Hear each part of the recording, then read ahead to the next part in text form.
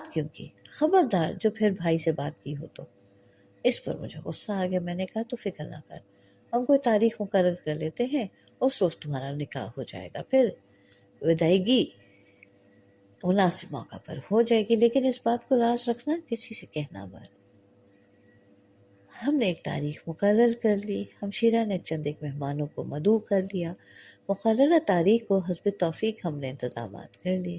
مہمان خواتین آ گئیں۔ نکاح کی رسم ادا ہونے ہی والی تھی کہ باہر گلی میں ہنگامہ ہو گیا۔ مجھے یہ خیال بھی نہ آیا تھا کہ ہمارے گھر کا گھیراؤ کر لیا گیا ہے۔ باہر کسی نے بآواز بلند کہا، تو لڑکی کو بیچ رہا ہے۔ اس پر بہت سی آوازیں آئیں، باہر نکلو، اور گھر کے دروازے بجنے لگے۔ پھر مجھے سمجھ آیا کہ یہ ہنگامہ ہمشیرہ کی شادی کو روکنے کے لیے تھا۔ لالی لاج میں کھلبلی مچ گئی۔ اماں تھر تھر کانپنے لگی۔ میری بیوی سخت گھبرا گئی۔ ہم نے مہمان خواتین کو پچھلے دروازے سے نکال دیا۔ مانی میرے پاس آیا، وہ خوشی کے جذبے سے چھلک رہا تھا۔ یار، اس نے مجھے کہا، مجھے باہر جانے کی اجازت دے دے تو۔ کیوں؟ میں نے غصے میں کہا، باہر لڈو بٹ رہے ہیں کیا؟ ہاں، اس کی آنکھوں سے مسرت کی پھوار اڑ رہی تھی۔ میرا دل خوف سے بیٹھا جا رہا تھا۔ باہر جائے گا تو پٹ جائے گا، ان کے ہاتھوں میں لاٹھیاں ہیں۔ پھر کیا ہوا؟ وہ بولا، دیکھ، یہ سارا فساد میری وجہ سے، مجھے باہر جانا بھی چاہیے۔ میں نے کہا، تو باہر جا کر کیا کرے گا؟ اس نے بولا، میں انہیں سمجھاؤں گا۔ باہر کراؤڈ ہے، کراؤڈ نہ سنتا ہے نہ سمجھتا ہے، وہ تجھ پر حملہ آور ہو جائیں گے اور پھر بات بڑھ جائے گی۔ اچھا، تو دونوں باہر اکٹھے چلتے ہیں، نکلتے ہیں اور اکٹھے چلتے ہیں۔ میں نے فیصلہ کر دیا۔ ٹھیک ہے، وہ بولا، لیکن ایک بات کا خیال رکھنا مانی۔ میں نے کہا، وہ میرے رشتہ دار ہیں، مار پیٹ نہ کرنا۔ اچھا، نہیں کروں گا، اس نے جواب دیا۔ پھر اس نے 2-4 اخباروں کو رول کیا، کاغذ کی لاٹھی بنائی اور ہم دونوں باہر نکل آئے۔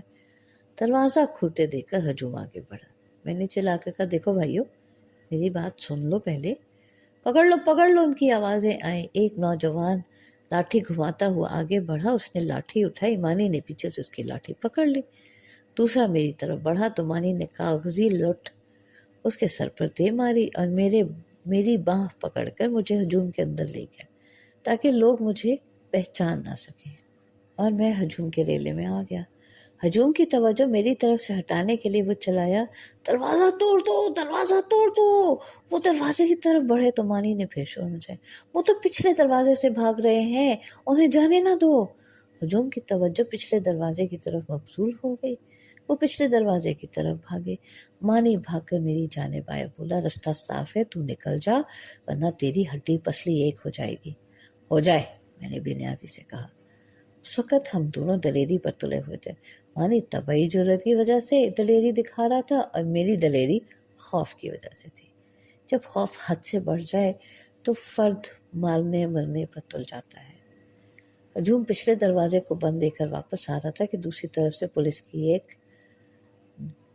گاڑی آ پہنچی۔ انہیں دیکھ کر میرا دل ڈوب گیا۔ میں سمجھا وہ مجھے گرفتار کرنے آئے۔ دراصل ہمارے مہمانوں میں آئی جی پولیس کی بیگم بھی تھی۔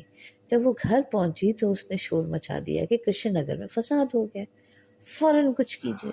آئی جی نے تھانے میں فون کیا کہ فوراً جائے واردات